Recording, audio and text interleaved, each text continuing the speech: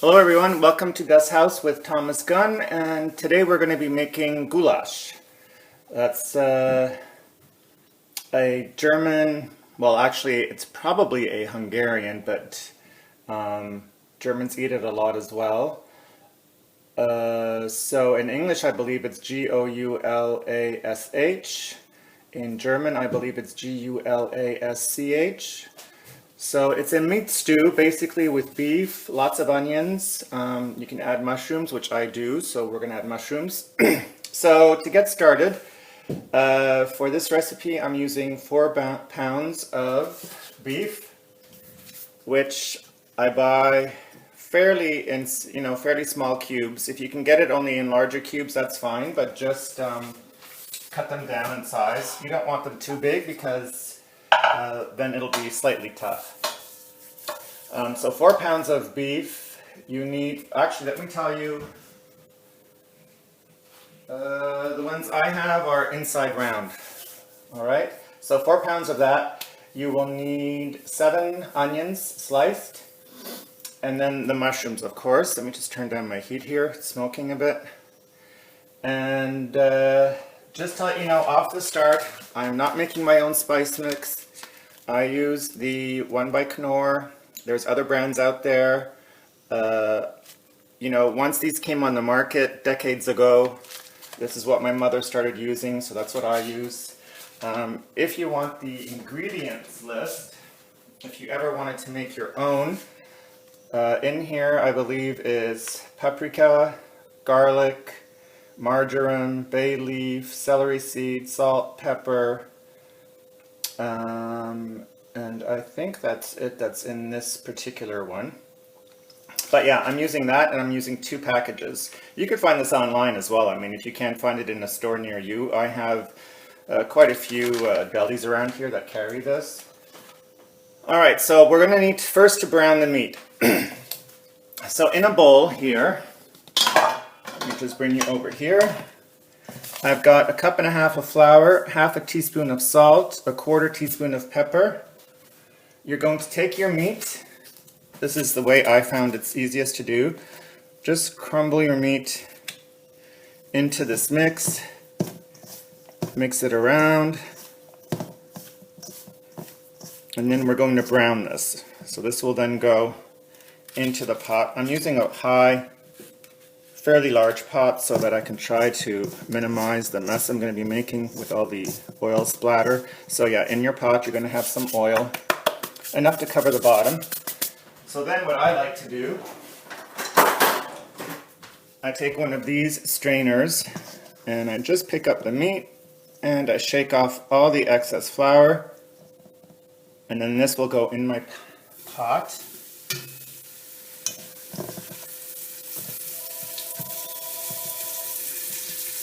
You could also use this with a sieve if you don't have one of these strainers. Just put the meat into a sieve and shake off the flour. Alright, so I've got this now in my pot. We're going to brown the whole 4 pounds, and once that's done, I'll come back. Alright, so there we go. As you can see, my meat is all browned. So now we're going to move back to the pot. I'll try to get you there so you can kind of see what's going on. So now into the pot, just leave the oil. I did have to add oil a couple of times for the meat. Let me just get my fork. Okay, so in the pot now you're going to dump the 7 onions.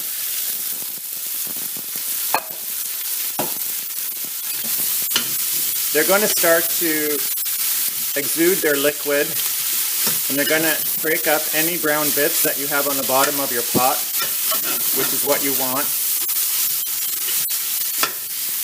You might have to add a little more oil, which I do, so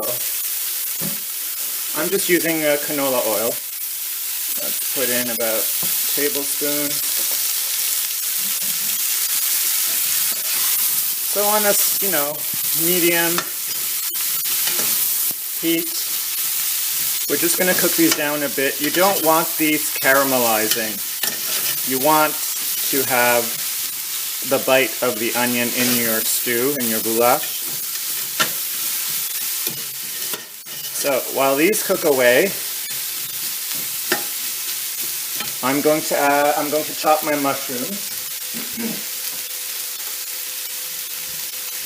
So I've got like a container like this. So let me see, there's 1, 2, 3, 4, 5, 6, 7 fairly good sized mushrooms in there. I'm going to slice those. If it's not enough, I'll let you know, because I do have 2 packages, but I'm going to start with the 1 and I'll see. Okay, so let's cook down the onions. See, it's already breaking up all the stuff on the bottom of the pot, which incidentally is called fond, which is a friend word, spelled F-O-N-D. So we're going to let that cook away. I'm going to slice my mushrooms, and then I'll come back. Alright, so it's been just a few minutes really, but they're starting to get translucent. So I'm going to add in my mushrooms. I did end up adding, well, in total now it's 12 mushrooms. They're just plain button mushrooms. So let's add those in so that they start to cook down with the onions. And it does look like a lot of mushroom, but you know, mushrooms really do cook down.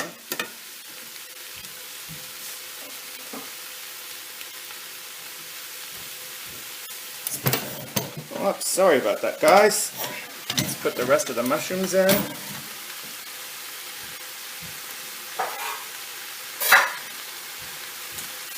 There we go. So at this point, we're going to want to season this just a little bit.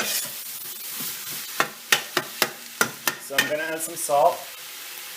How I judge salt really is I just try to sprinkle a layer across the entire surface, and there we go. I'm going to put a pinch of pepper, not too much, because remember we do have those paprika spices that we will be adding.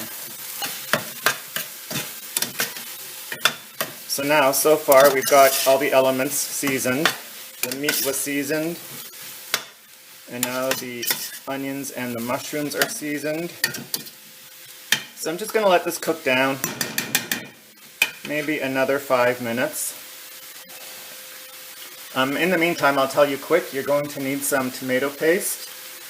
I just put in one of the smaller cans. I don't know exactly how much is in there because I don't happen to have one. I only have a medium-sized one. So I'm going to be using just about half a cup, a little more than half a cup of tomato paste. You're going to need just a touch of brown sugar. You will need water. I mean, okay, everybody has water, I hope. You could use beef broth. I would not use only beef broth. I think that's too strong a taste, but I do happen to have some left over, so I'm going to add a little bit of beef broth as well, but that's absolutely, you don't need to add beef broth. You could just use water. And let me see, is there anything else? And the 2 packages of spices, and no, I think that's it. So let's cook this down. And you will need a few hours to prepare this, because, I mean, this part doesn't take a few hours, but it does need to stew for quite a while.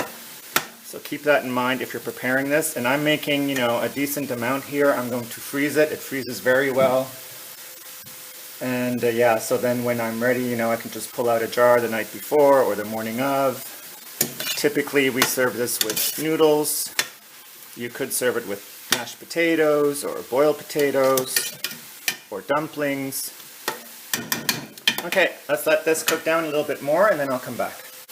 Alright, we're back. That was literally about 3 minutes. So as you can see, the onions and mushrooms are quite soft. They're starting to cook down.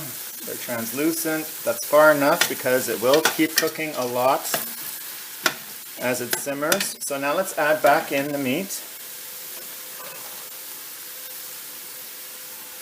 Some of it.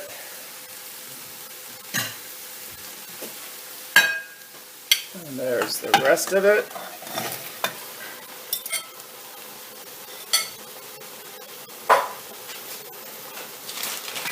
Let's give that a stir.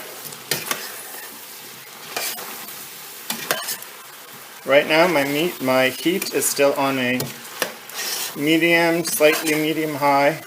So now to this, I'm first going to add the spice mixes.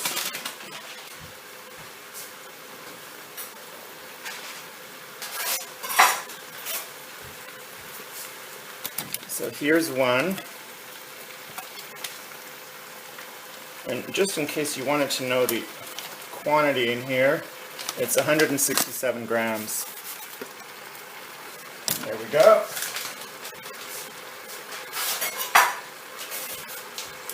Put in the other one.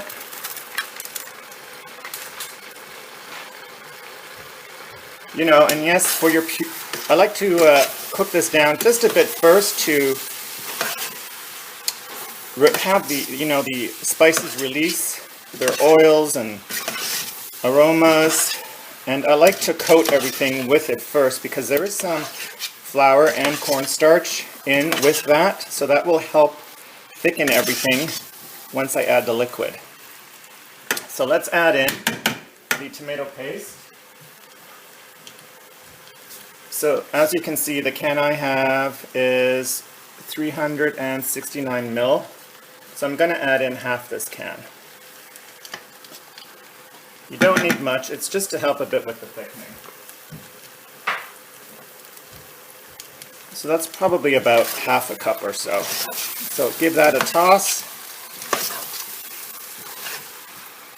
You know, and for you purists out there, yes, you can make your own spice mix, but not every German recipe, not every German cook, especially, you know, in 2020, is starting from scratch. I mean, there have been advances, and they, you know, they use prepared products just as much as we do in North America.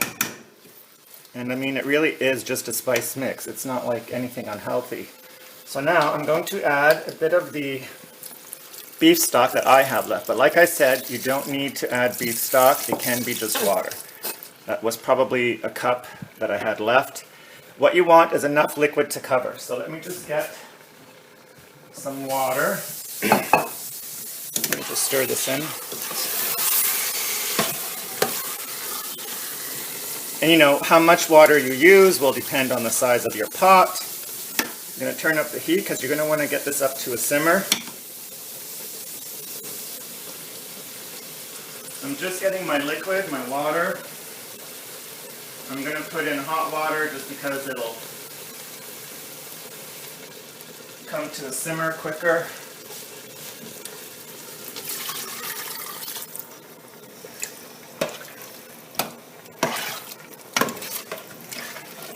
Give it a stir. I could add a little more. I could add a little more.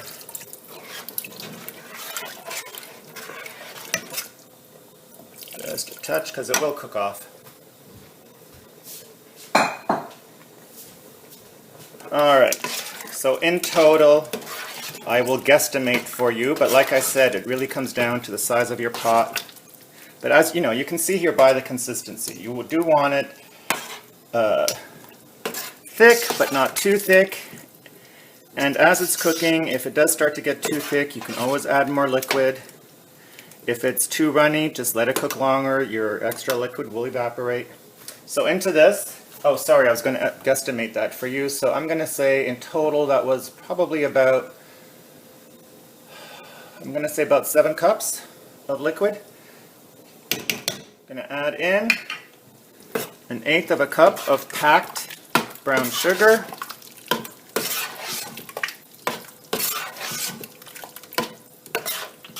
And I can already see this is, you know, on the thick side, so I'm going to go ahead already and add some more liquid.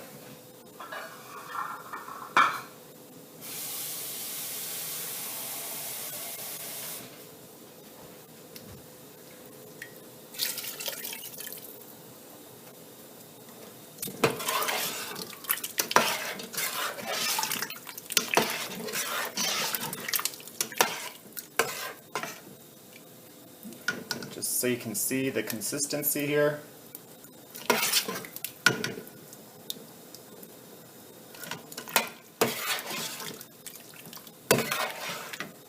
So that looks good. Now let's give this a taste.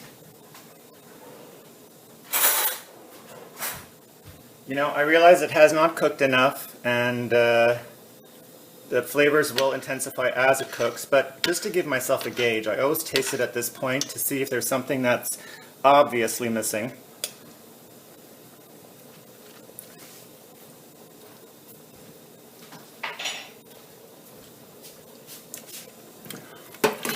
So to me, I would actually add a little more salt. So I'm just going to sprinkle a little bit over the top.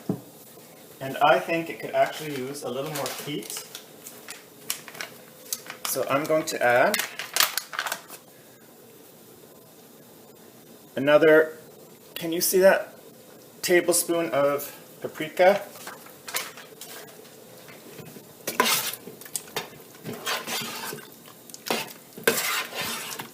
And now we're going to let this simmer. You put this on a low heat where it's just simmering, and you're going to let this simmer a good 2 hours, I would say.